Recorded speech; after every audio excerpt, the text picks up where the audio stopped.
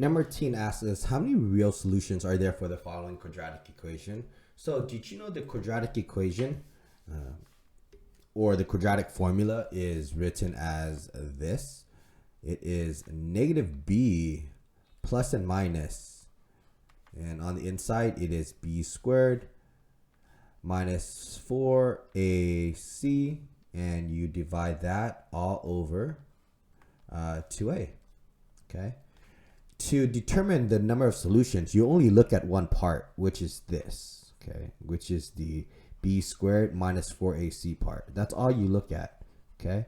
When you look at this, this determines how many solutions that you have. This has a special name. This is called the discriminant, I think. That's how you spell it, right? Okay, so there you go. So we do that. So let's find our values. A here is negative 1, B equals to 2, C equals to 3. Let's do the discriminant. So it is B squared, so 2 squared, minus 4A, which is negative 1, C is 3. Plug that into a calculator. Let me do that in my calculator here. And that get me 16. So here we can say that the discriminant is 16.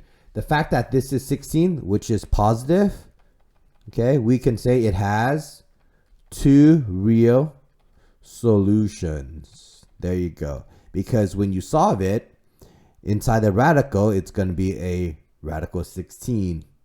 All right, let's do this.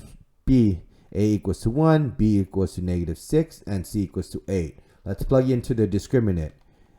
B squared minus 4AC, okay, negative 6 squared minus 4 times 1 times 8. That gets us 4.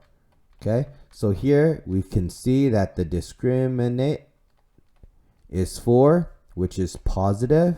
The fact that it is positive, we can say it has two real solutions. All right, there you go. And then let's look at C. A equals to 1, B equals to 8, and C equals to 16. Let's plug it in. 8 squared minus 4 times 1 times 16. Let's see what this one pops out as for the discriminant. This is a 0. So here the discriminant is 0. So this is 0. It has only one real solution. There you go. That's the answer there. And for D, A equals to 9, B equals to negative 6, and C equals to 8. Okay, we have negative 6 squared minus 4 times A, which is 9, times C, which is 8. Okay, so it is negative 6 squared minus 4 times A, which is 9, times 8.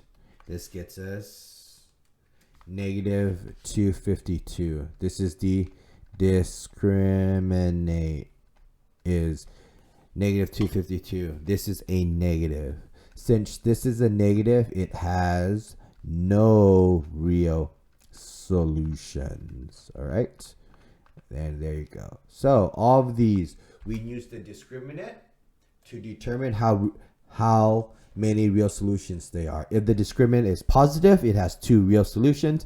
If the discriminant is 0, it has 1 real solution. And if the discriminant is negative, it has no real solutions.